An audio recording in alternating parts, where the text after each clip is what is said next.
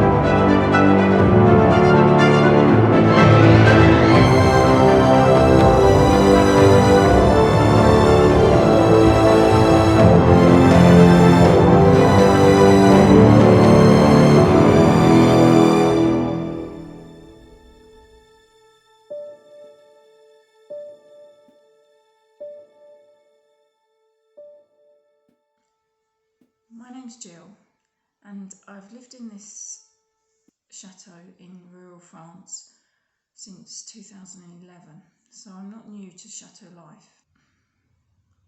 I actually wanted to start this channel over 6 years ago, which sounds ridiculous, but all sorts of circumstances and my introvert brain seemed to always stop me. No matter how much I wanted to do it, I just couldn't seem to get the confidence to. Being on camera or video especially does not come naturally to me.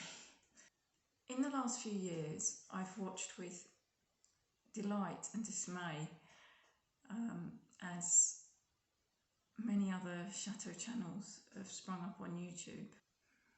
With each one that's appeared, I've been left feeling increasingly frustrated with myself for not doing it sooner. So eventually, here it is, and it's not going to be perfect either.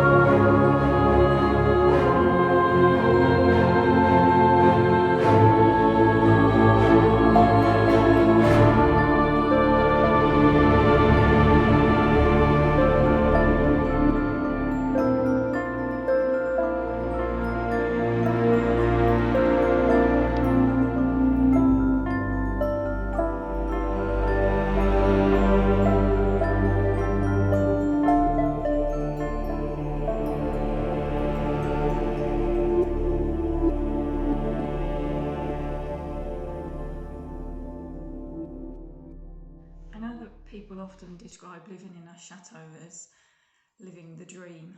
Living in a chateau can sometimes be a nightmare.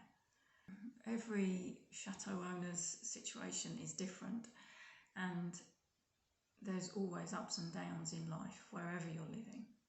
Of course, it's still a privilege to live in one of these places, but if you want a simple or easy life, don't buy a chateau, especially if you don't have an endless supply of money. Nothing seems to have gone to plan since buying this place in 2007. The property market crash meant that we didn't actually move here till... in fact, life seems to have been a bit crazy since then, and there have been so many things happen that I could have never envisaged in a million years. The vision of living here that I had in my head and the vision I had for the chateau never really materialised the way I'd hoped. That's been one of the most frustrating and disappointing things, because there's so much potential that hasn't been fulfilled.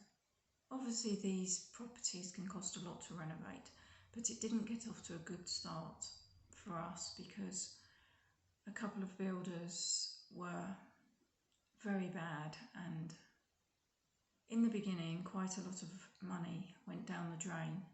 Unfortunately, eventually my marriage also went down the drain.